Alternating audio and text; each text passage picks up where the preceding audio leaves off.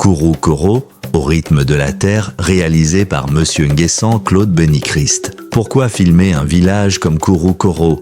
Pourquoi consacrer 1 heure de notre temps à suivre le quotidien de ceux qui vivent loin du bruit des villes, loin des projecteurs du monde moderne? Ce documentaire, Kourou Koro, au rythme de la terre, a été réalisé pour rendre hommage à la vie rurale ivoirienne, à ces villages oubliés qui pourtant tiennent debout l'ossature du pays. Il veut montrer ce qu'on ne voit jamais aux journaux télévisés, le courage, la dignité, la spiritualité et la solidarité qui animent le quotidien de ses habitants. C'est un voyage au cœur d'un village vivant, authentique et profondément humain. Un lieu où les traditions dialoguent avec la modernité. Un lieu où chaque geste compte, où chaque visage raconte une histoire. Ce film donne la parole aux invisibles, éclaire leur lutte, leurs espoirs et célèbre leur capacité à résister, à croire et à aimer. Kourou Koro n'est pas qu'un nom sur une carte, c'est un monde, un rythme, une âme.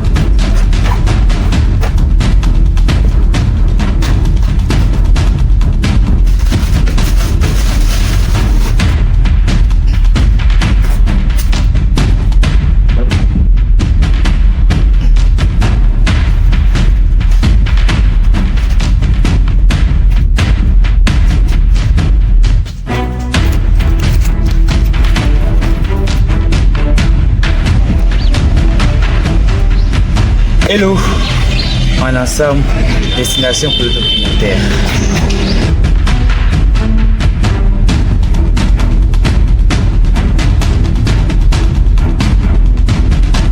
Hello, je vous salue, ici Monsieur Nguessan Bénichrist, c'est l'explorateur. Aujourd'hui, je suis en mode touristique. Je suis venu au nord-ouest de la Côte d'Ivoire, c'est-à-dire dans la région, dans le département du Ouagadougou. Voilà, plus précisément à Séguéla. Voilà, donc je disais auparavant que nous sommes là, je viens vous faire un documentaire. Et le documentaire va porter sur plusieurs choses. Voilà qu'aujourd'hui nous sommes là. Donc nous sommes quittés à Séguéla, nous partons pour ce village. Et on a parcouru, on a marché de Séguéla jusqu'au corridor, ça fait environ 15 km à pied. Waouh, on a marché 15 km, pourtant le village c'est 37 km. Voilà, on peut bien emprunter, on va marcher un peu jusqu'à ce qu'on arrive dans un bon coin où on va prendre maintenant. Donc suivez-nous, nous sommes déjà au corridor là, vous voyez un peu le corridor derrière moi. Donc soyez prêts, on a beaucoup de choses à vous révéler, beaucoup de choses à vous montrer, des choses cachées, le secret de la nature, le secret de la tradition. Merci, en marche partie. Ayant sur notre route vers Kourou Koro, une montagne s'est dressée devant nous, immense, sombre, majestueuse. Sa silhouette noire se détache sur le bleu du ciel. Ses creux profonds, comme des secrets que la terre aurait voulu garder. Nous sommes toujours sur la route du voyage. Voilà, on a croisé notre montagne. Vraiment, la montagne qu'on doit vous montrer là, la montagne est plus haute que ça. Hein. Mais on a vu cette montagne à cause des trous qui sont à l'intérieur. Regardez un peu les trous là. C'est comme si, on ne sait pas, c'est quelqu'un qui a creusé. En fait, c'est naturel. Au sommet, de grands arbres veillent en silence. Et là-haut, on a l'étrange impression d'effleurer le ciel, comme si Dieu nous tendait la main. Tout autour, le vert des herbes danse avec le vent. La terre rouge réchauffe les pas. Et l'eau discrète serpente sous les feuillages. Cette montagne n'est pas un simple rocher, c'est un refuge, un mystère vivant. On pourrait y poser une tente, dormir dans ses creux, écouter le silence et ressentir le souffle profond de la nature. Kourou Koro ne nous a pas seulement accueillis, elle nous a parlé. dans le langage ancien des feuilles, de la pierre et du ciel. Nous sommes arrivés dans le village. Après des kilomètres de pistes rouges et sinueuses, nous arrivons aux portes de Kouroukoro. Ce village, niché entre les collines du Worodougou, se cache derrière Massala, à une quarantaine de kilomètres de Séguéla. Ici vit un petit peuple, fier, humble, enraciné, Kouroukoro, dans le district des Savanes, non loin de Sirakoro, un hameau paisible peuplé de moins de 300 à 400 âmes. Autrefois, on ne pouvait y accéder qu'en pirogue, en traversant le Yanis, ce bras d'eau qui séparait les mondes. Aujourd'hui, un pont unit les terres, un trait d'union entre le passé et le présent. Nous voilà à l'entrée d'un lieu chargé d'histoire, d'authenticité et de mémoire vivante. Bienvenue à Kouroukoro.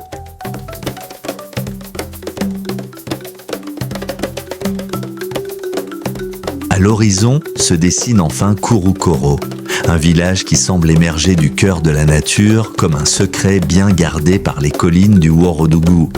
Dès les premiers pas, on ressent une chaleur humaine unique. Ici, l'accueil est une tradition, une seconde nature. Les sourires s'offrent comme des bénédictions. Les voix, douces et chantantes, résonnent comme un écho de fraternité. Les enfants courent dans la poussière rouge, insouciants, libres, heureux. Les jeunes discutent, rient, partagent. Les femmes, majestueuses, s'affairent à la cuisine, entre feux de bois, marmites et senteurs enivrantes. Les hommes, les anciens, les sages, observent, écoutent, trcarant, transmettent. Tout le monde semble à sa place. Tout le monde participe à l'âme de ce village. Les maisons racontent, elles aussi, une histoire. Construites en terre, coiffées de toits en paille, elles protègent du soleil brûlant et retiennent la fraîcheur les jours de pluie. Les apatams, ces abris communautaires d'Akesabekakar, accueillent les palabres, les prières, les partages. Ici, tout est fonctionnel, mais aussi profondément spirituel. L'unité se lit dans les gestes du quotidien, dans les regards, dans la façon de vivre ensemble. C'est un peuple tissé de tendresse et de courage, de simplicité et de dignité. Un peuple joyeux qui, dans la modestie de ses moyens, rayonne d'une richesse rare. Entrer à Kouroukoro, ce n'est pas seulement visiter un village, c'est entrer dans une famille, dans une mémoire vivante, dans un monde où la beauté se cache dans les détails et dans les cœurs.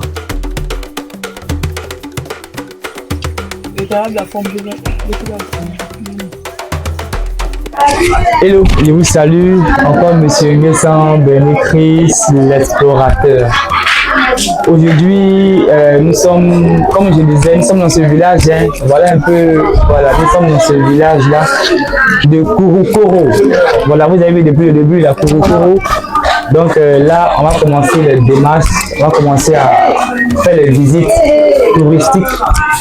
Mais avant cela, on va donner la permission au chef du village.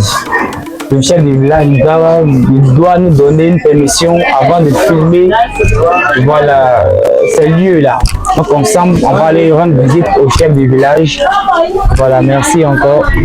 On se dit tout à l'heure. Oh.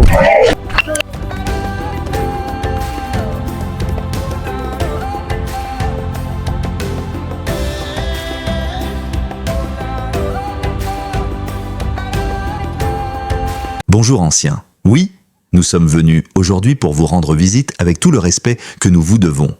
As-tu vu la vidéo de la ville, celle de la veille? Oui, je l'ai vue. C'est moi qui l'ai montée. Je vais associer cette vidéo avec celle d'aujourd'hui pour compléter mon documentaire. Et c'est lui qui vient d'Abidjan? Celui qui vit là-bas? Oui, oui, il vit à Abidjan. C'est de là-bas qu'il est parti pour venir nous rendre visite ici. J'ai 3 fils.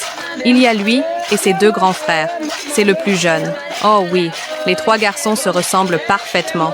Aujourd'hui, il est venu simplement pour nous saluer et montrer qu'il ne nous oublie pas. Mon fils, je te bénis du fond du cœur. Merci à toi d'être venu. Que Dieu te bénisse abondamment. Que cette visite et cette vidéo que tu fais ici soient une source de bénédiction pour nous tous. Que Dieu t'accompagne dans ton travail. Que sa main repose sur toi. Que tous ceux qui se lèveront contre toi rencontrent la puissance de Dieu sur leur chemin. Que les portes des bénédictions s'ouvrent dans ta vie.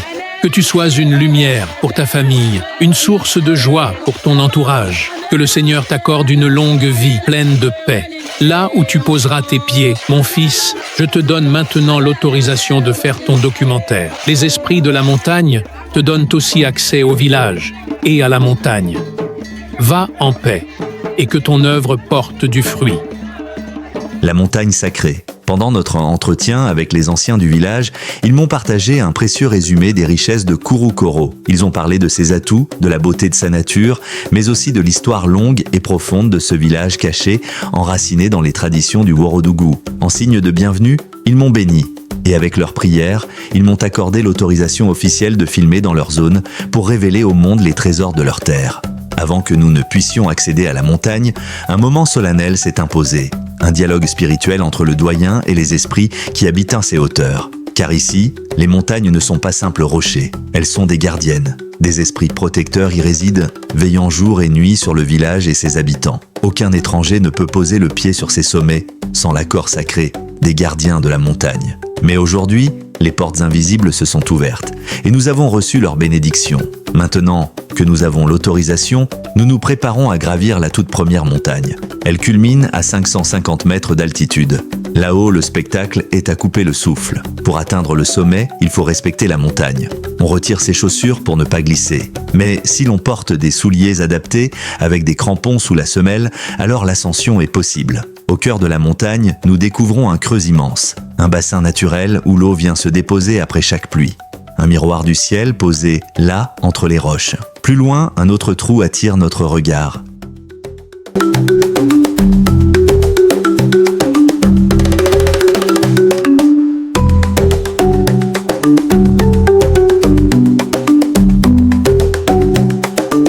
Il semble être l'habitat d'un animal sauvage. Autour, les traces sont visibles, les déchets laissés par cet habitant mystérieux. Ici, la nature parle. Et tout ce qui existe respire le sacré.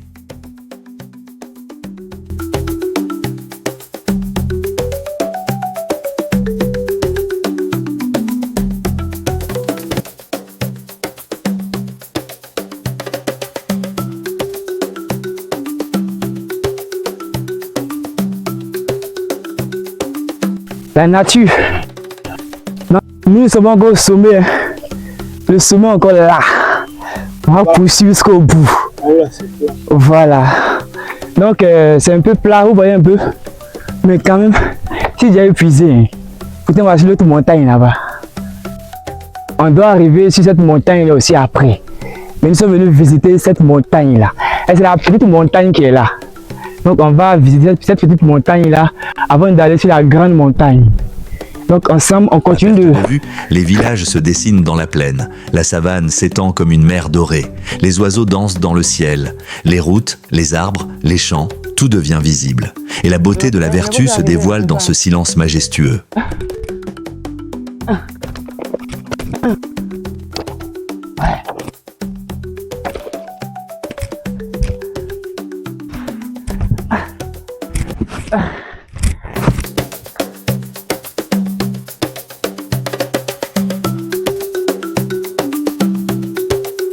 Pour monter là, on ne monte pas comme cela.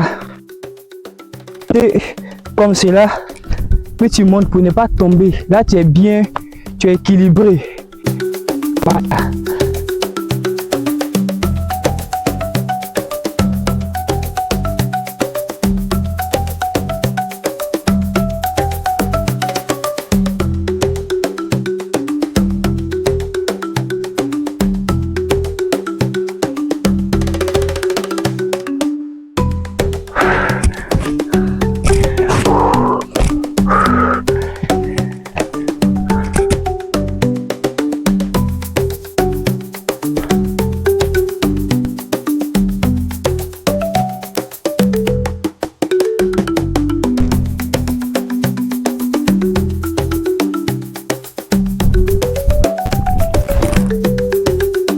nature.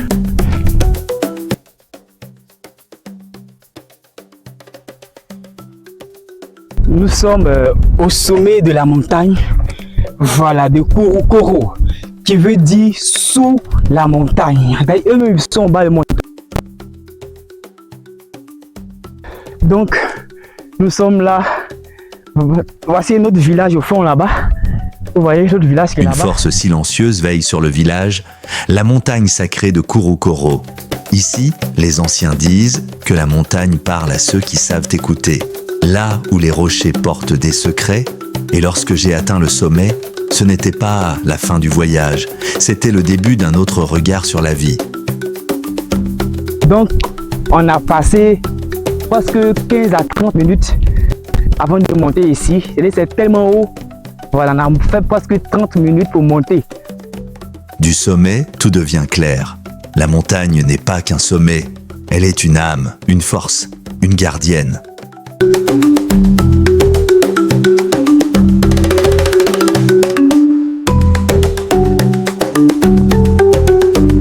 Voilà, ça c'est la montagne numéro 2. Voilà, pour ne pas mentir, j'avais dit on allait arriver là-bas, mais on ne peut pas arriver là-bas. Parce que ça, c'est plus haut que ça. Voilà, ce qui est là-bas, c'est plus haut que ça. Donc vraiment, désolé. Les habitants de ce village nous expliquent qu'au sommet de la seconde montagne, que nous apercevons de l'autre côté de la rue, on peut voir la ville de Séguéla, située à environ 40 km de Kouroukoro. Et si vous vous rendez à Makono, à environ 45 km de Kouroukoro, cette montagne est également visible. Véritablement, cette montagne est d'une hauteur impressionnante et offre une vue vaste et magnifique. À cet instant précis, nous sommes au sommet de la montagne. Et de là, on distingue d'autres villages, de grands arbres majestueux, ainsi que la beauté brute de la nature environnante. La savane s'étend à perte de vue, parsemée de verdure, tandis que des oiseaux volent dans les airs, chantant joyeusement au rythme de la brise. Il est temps de descendre. C'est pour descendre là que ça sera quelque chose. Hein. On est monté, il est difficile pour descendre. On va commencer à courir. Voilà. Et ce soir, il y aura la danse traditionnelle. La danse traditionnelle, on va se reposer maintenant. Parce que depuis là, on ne s'est pas encore reposé. On va se reposer maintenant. Voilà. Pour attendre la danse traditionnelle. Merci et au revoir. Oui, j'ai bien mes chaussures. Hein. Au revoir. Ok. On va descendre maintenant. Pour descendre de cette montagne, il faut être extrêmement prudent, car la pente est raide et dangereuse. Il est facile de glisser et de se blesser gravement, voire de perdre la vie, tant la distance entre le sommet et la terre est grande. Les anciens nous racontent que les esprits qui veillent sur cette montagne ne sont pas agressifs, mais ils n'apprécient pas qu'on jette des déchets sur leur territoire. Ils tiennent à ce que leur domaine reste propre et respecté. Du sommet, le village semble minuscule, presque effacé par l'immensité des paysages alentours.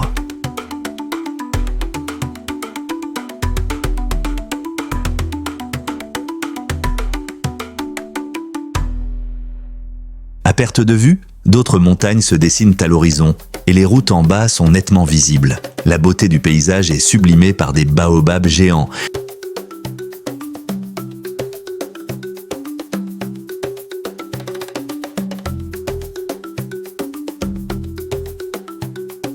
Voici le baobab géant silencieux enraciné au cœur du village depuis des générations. Arbre sacré, gardien de la mémoire et des traditions, il veille sur les habitants, les secrets et les prières murmurées au vent. Avec son tronc massif et ses branches dressées vers le ciel comme des bras en invocation, le baobab n'est pas qu'un arbre. C'est un lien entre le monde visible et l'invisible. Sous son ombre, les anciens se réunissent, les décisions importantes sont prises et les rituels se déroulent dans le respect des ancêtres. Les femmes viennent y prier, les enfants y jouent et les hommes s'y recueillent. On dit que les esprits parlent à travers lui et que seuls les cœurs purs entendent leur voix. Ce baobab, c'est l'âme du village, une présence vivante, imposante, éternelle.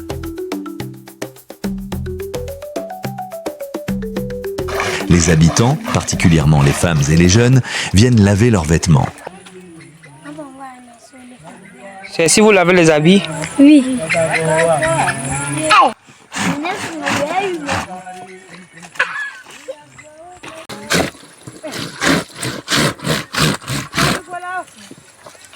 L'eau L'eau qui s'écoule sous la montagne devient un lieu de purification et après avoir lavé leurs habits, ils les laissent sécher sur de grandes pierres où le soleil et le vent se rencontrent, dégagent une chaleur intense, aidant ainsi à sécher rapidement leurs vêtements. Bonsoir. Bonsoir, monsieur. C'est si vous lavez les habits. Oui, c'est bien ici que nous lavons nos vêtements. Donc, tout le monde, tout le village. C'est le seul endroit où tout le village vient pour faire la lessive. Lorsqu'il pleut, l'eau coule abondamment le long de la montagne, formant un véritable ruisseau naturel. C'est là que tout le monde se réunit pour laver ses habits, puis les étendre au soleil sur les pierres chauffées par la chaleur du jour. En fin d'après-midi, chacun revient récupérer ses vêtements. Cet espace est un lieu de rassemblement, de partage. La joie des habitants pour la cérémonie de minuit. Ce soir, une grande émotion traverse le village. La joie est palpable, elle flotte dans l'air, comme un parfum d'attente mêlé à la douceur de la nuit qui approche. Les visages rayonnent, les enfants courent d'une maison à l'autre, rieurs et excités, tandis que les femmes s'activent autour des marmites, préparant les plats traditionnels qui seront partagés à la lueur des étoiles. Les hommes, rassemblés sous les apatames, discutent calmement, parfois en silence, le regard tourné vers la montagne comme vers un ancien temple. Les anciens, eux, observent, souriant, heureux de voir leur tradition renaître sous les yeux d'une nouvelle génération. Car ce soir, à minuit, se tiendra une cérémonie sacrée. Un moment rare, un lien entre les vivants et les esprits,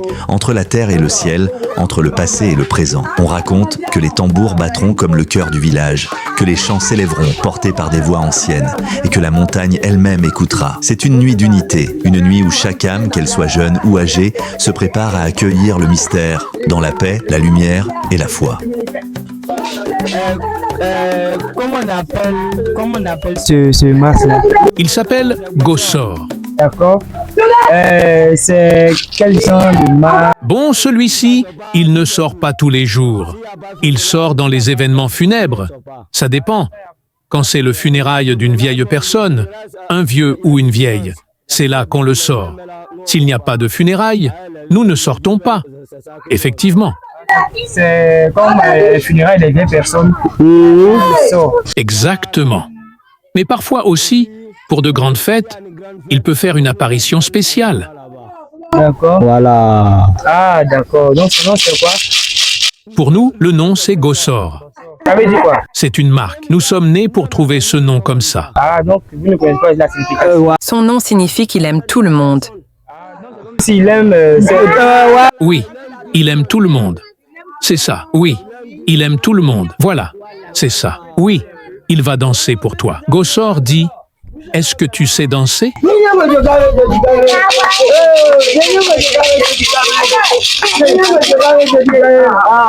Voilà, c'est fini. Donc, ce que tu vas faire, Le soir-là, il a prévu quelque chose pour vous. Gossor, ce soir, le patron a prévu quelque chose pour nous, qu'il viendra donner à tous les Gossors du village. Il est parti de très loin pour venir ici. Et c'est par toi seul, parmi vous deux Gossors du village, qu'il vient. Il t'a vu. Donc attendons ce soir.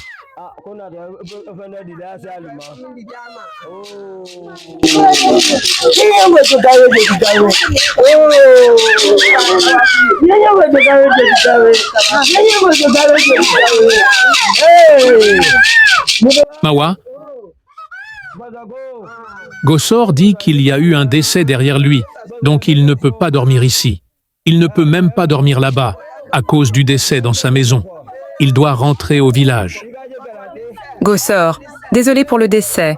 Vraiment, mes vives condoléances à nous tous. Gossor, mes condoléances à nous tous. Mawa, Gossor dit qu'il y a eu un décès derrière lui, donc il ne peut pas dormir ici. Il ne peut même pas dormir là-bas, à cause du décès dans sa maison. Il a traduit ce qu'il a dit. Gossor dit que pour quitter de là-bas à ici, la route est longue. Il vient de loin. C'est pourquoi il est devant toi aujourd'hui. Pourtant, ici n'est pas son village, donc il veut que tu lui donnes son argent de retour. Donc il veut se retourner.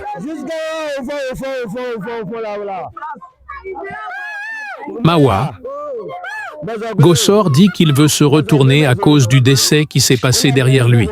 Donc, donnez quelque chose à Gossor. Que Dieu te donne plus d'argent encore. Qu'il te donne beaucoup. Que vraiment, que Dieu te fortifie. Gossor, prends courage.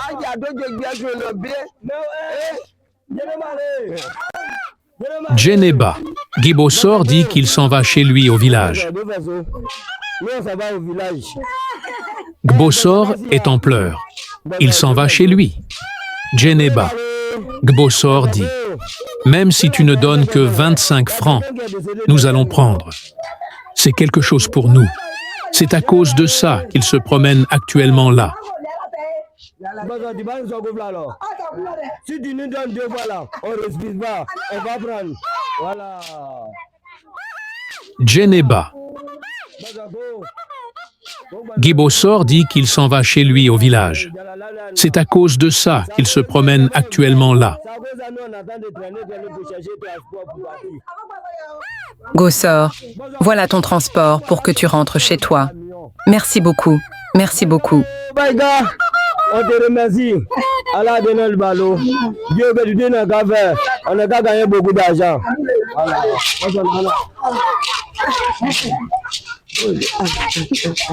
Ok, donc merci beaucoup encore et à ce soir.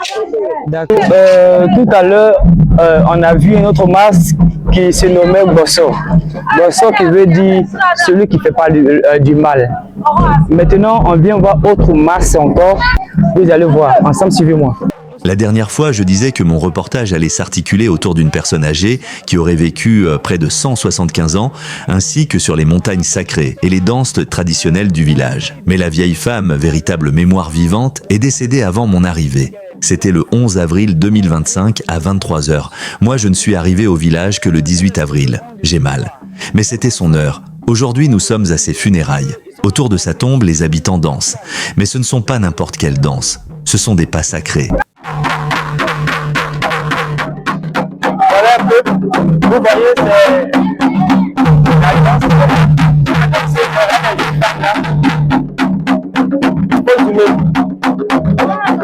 C'est la tombe qui est là.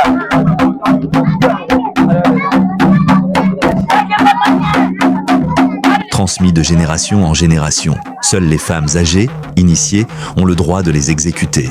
Égard à celle qui se tromperait de pas. Une erreur pourrait lui coûter la vie. Cette danse n'est pas accessible à tous.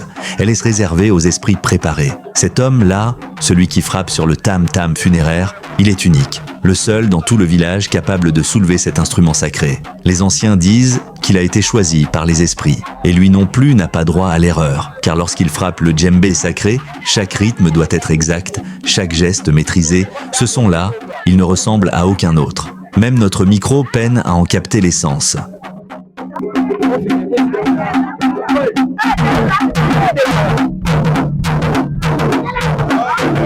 Ce djembé ne sonne pas comme les autres, il résonne dans une autre dimension. 7 fois, il doit faire le tour de la tombe. 7 fois, en dansant, en frappant, sans jamais se tromper. Car une seule faute pourrait emporter son âme aussi dans le monde des esprits.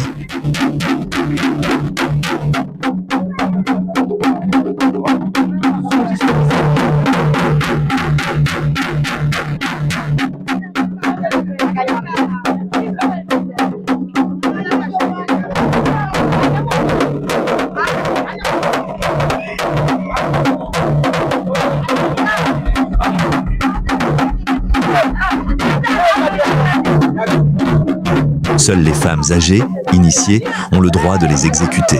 Égard à celle qui se tromperait de pas. Une erreur pourrait lui coûter la vie.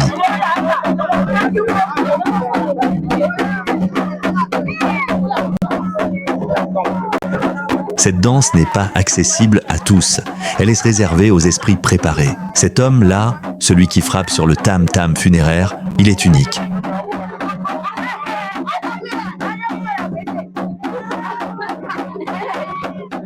La danser en faisant le tour de la tombe. Le seul dans tout le village capable de soulever cet instrument sacré. Les anciens disent qu'il a été choisi par les esprits, et lui non plus n'a pas droit à l'erreur. Autour de la tombe. C'est ça qu'on appelle avec des tambours. Vous entendez les tam-tams. Voilà. Et ces vieilles personnes-là, voilà, sont là tournées. Voilà. C'est la tradition d'ici.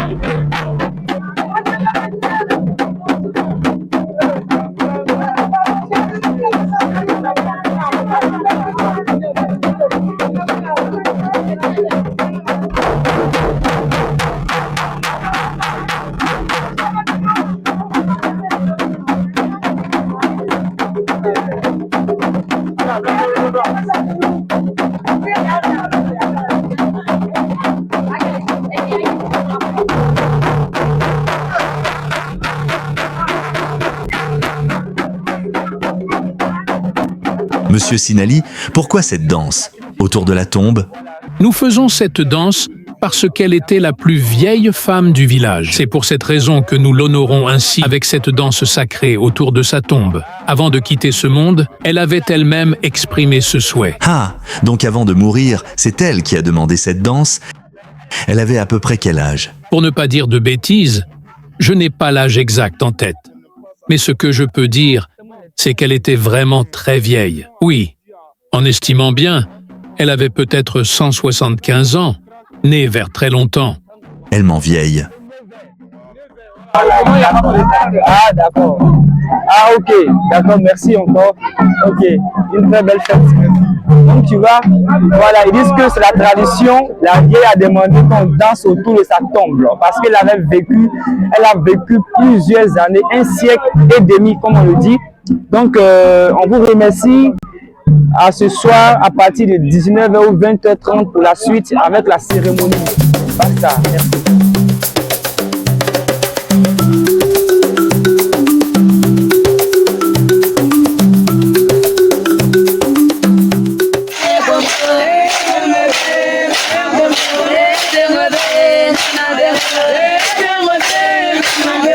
Les habitants expriment leur douleur à travers cette chanson. Dans leurs mains, les femmes tiennent une cuvette. À l'intérieur, des graines qui résonnent, qui frappent, qui chantent aussi. Elles deviennent instruments de deuil, de mémoire, de connexion avec les ancêtres.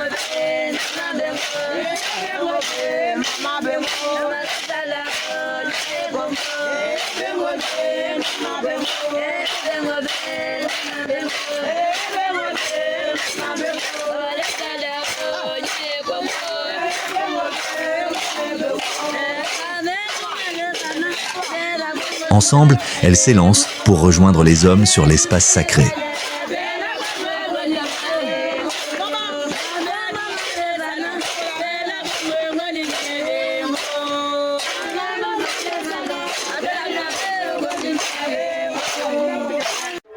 Le lieu de la danse du village, peu à peu, tous les membres de la communauté se rassemblent. Les femmes, les enfants, les jeunes, les hommes, les sages-femmes et les anciens du village.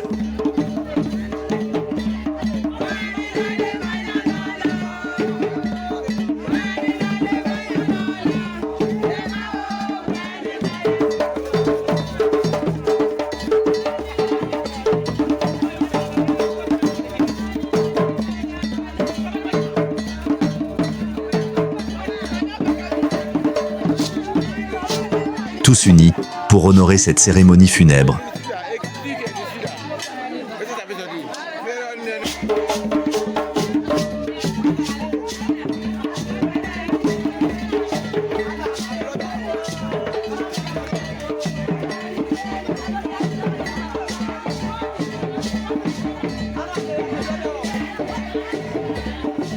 Une chose nous frappe, une poudre blanche recouvre le corps des femmes. Ce n'est pas un hasard. Ici, lorsque meurt une personne très âgée, toutes les femmes du village se couvrent de cette poudre. C'est une exigence, dictée par les esprits, un signe de passage, un hommage, un pont entre le monde visible et l'invisible.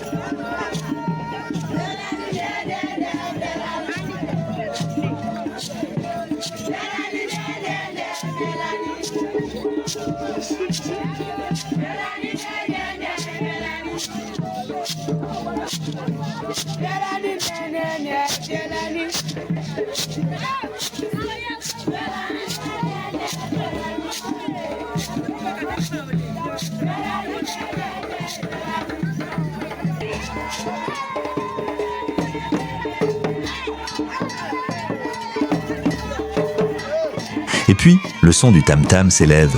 Les voix des femmes s'y mêlent, elles chantent, au rythme du tambour, leurs pas précis obéissent à des codes anciens. C'est une danse sacrée.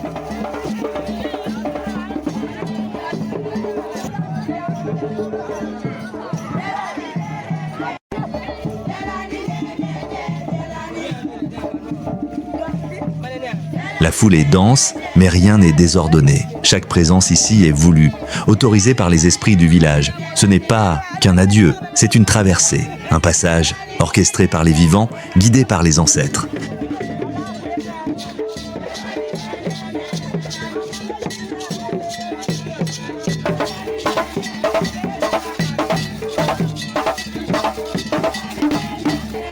Le son du tam-tam s'élève, les voix des femmes s'y mêlent, elles chantent, au rythme du tambour, leurs pas précis obéissent à des codes anciens. C'est une danse sacrée.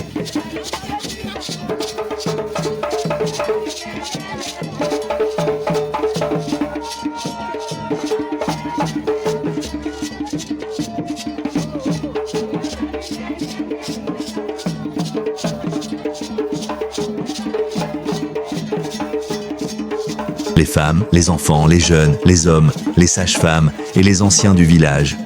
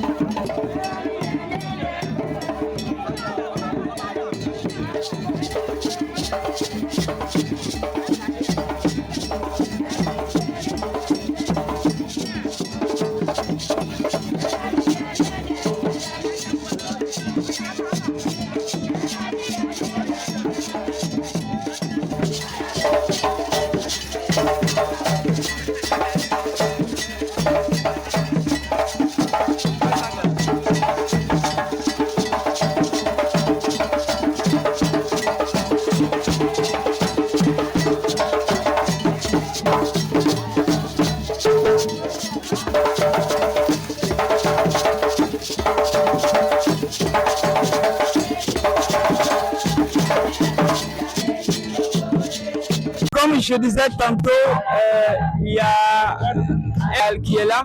Nous sommes déjà à la cérémonie.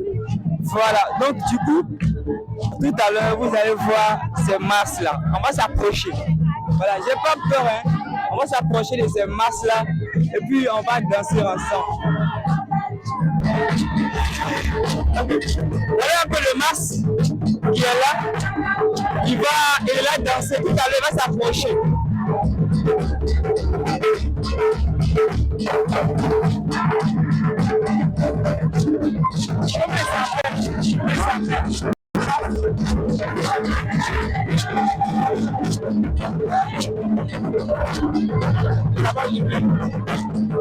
Allez, ce marche, ça s'appelle Liki.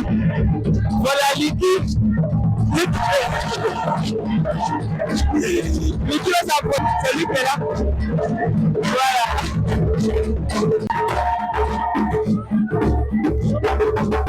Ici, on danse le passé et son célèbre le futur. Et soudain, les tambours, les danses, les esprits éveillés par les chants de des ancêtres.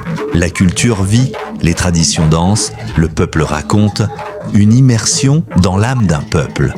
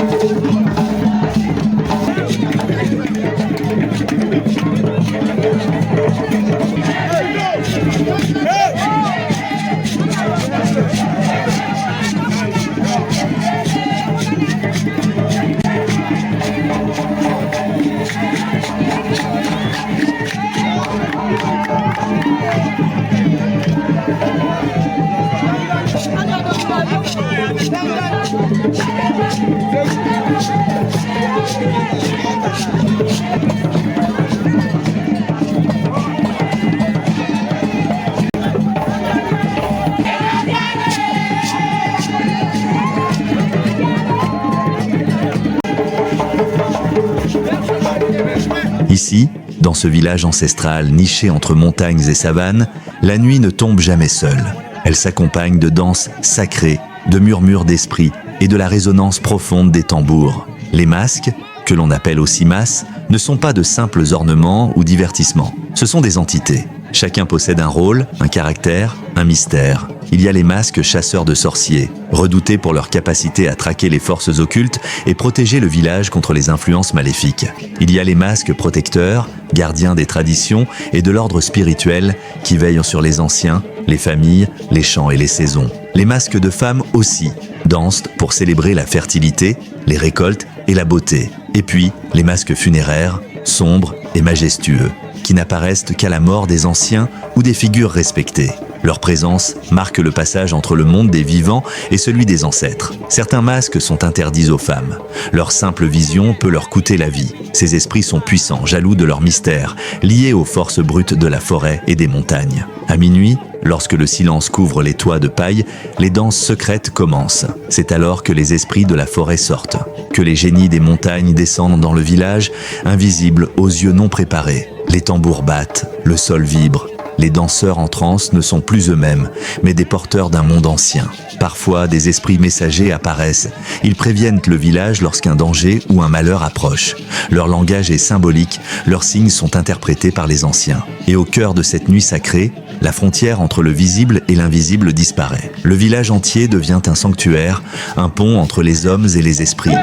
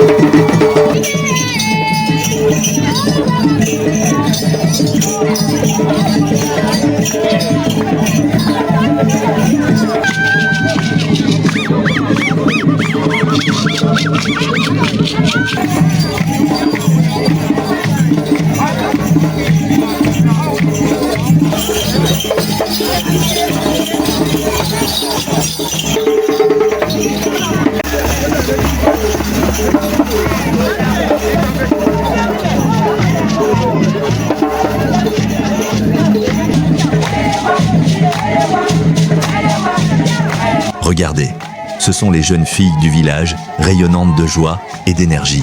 Leurs visages s'illuminent à la lumière du feu, leurs pas battent le rythme des tambours et leurs rires se mêlent aux chants ancestraux. Elles forment un cercle parfait, symbole d'unité et de fraternité. Main dans la main, elles exécutent les mêmes pas de danse avec une étonnante synchronisation, transmise de génération en génération. Leurs foulards colorés, leurs pagnes traditionnels et leurs bijoux faits à la main ajoutent à la beauté de cette scène envoûtante. Autour d'elles, tout le village danse.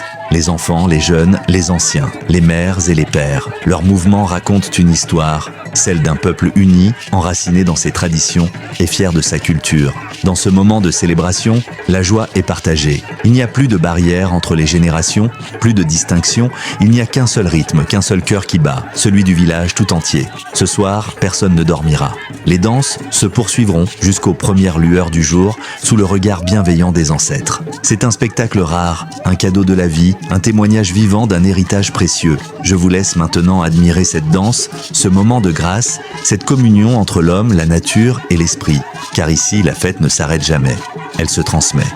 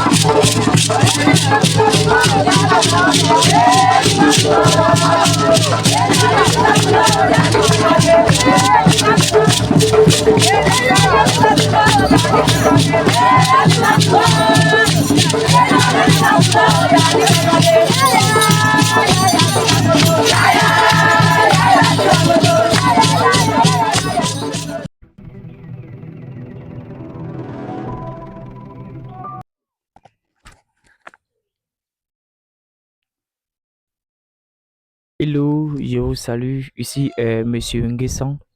Aujourd'hui, je fais cette vidéo. Nous sommes aujourd'hui vendredi. Voilà, c'est mon deuxième jour. Voilà pour ce documentaire. Hier, il y a eu une cérémonie, il y a une veillée cérémoniale où il y a eu plusieurs types de masques qui sont sortis hier, plusieurs types de masques. Voilà, qui sont sortis hier. Et aujourd'hui, nous allons continuer toujours la découverte. Hier, moi et mon caméraman, nous avons visité la première montagne qui est environ près de 700 et quelques mètres de hauteur. Bonjour madame.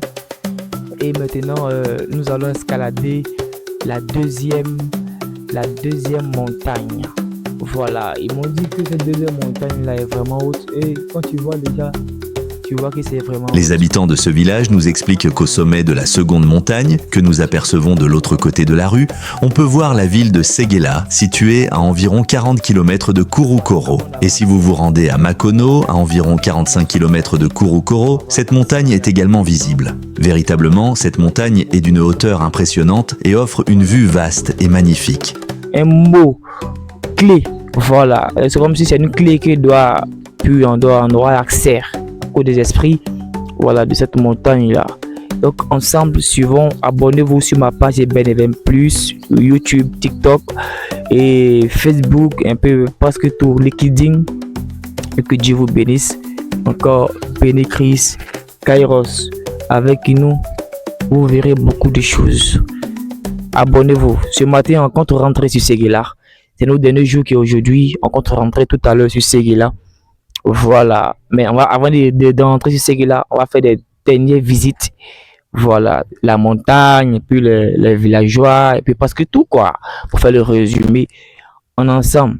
Boum. Allez,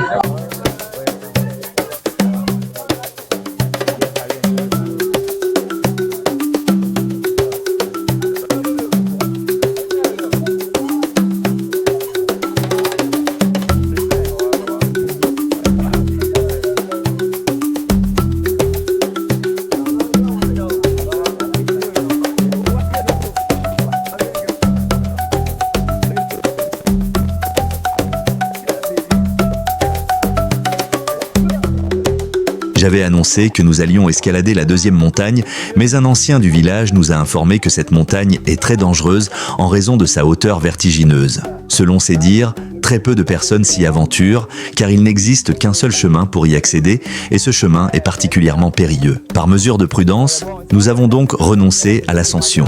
Merci de votre compréhension, et restons toujours respectueux des conseils des anciens, véritables gardiens de la mémoire et de la sécurité de ces lieux sacrés.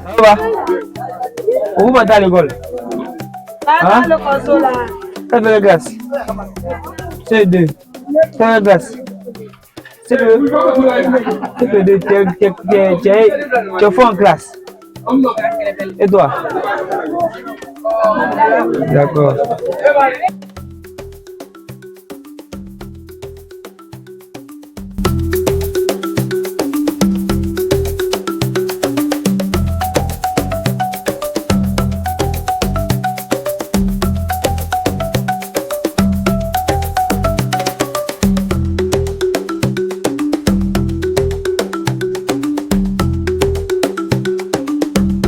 Ainsi prend fin notre belle et enrichissante visite à Kouroukoro, ce village de traditions profondes, de danses sacrées, de paysages majestueux et d'une culture vivante. Mais ce n'est que le début de notre aventure. Très bientôt, nous serons du côté de Séguéla, une autre terre chargée d'histoire et de mystère. Là-bas, sur les collines, les habitants affirment apercevoir des symboles gravés dans la pierre, une épée, un œil et bien d'autres choses. Selon les anciens de cette ville, ces marques seraient des traces laissées par Samori Touré, le célèbre résistant africain qui aurait traversé cette région lors de ses conquêtes. Des signes mystérieux, porteurs de mémoire, qui suscitent curiosité et fascination. Ensemble, nous irons vérifier ces récits, marcher sur les traces de l'histoire, interroger les sages et explorer les lieux où la légende rejoint la réalité. Alors, abonnez-vous dès maintenant pour ne rien manquer du prochain épisode de cette série exceptionnelle. Rendez-vous très bientôt à Séguéla pour le second volet de notre reportage. Avec Eben Even Plus, vous découvrirez un monde que vous n'avez jamais vu. Des peuples, des traditions, des secrets bien gardés. À très vite pour la suite de l'aventure. Restons connectés à nos racines.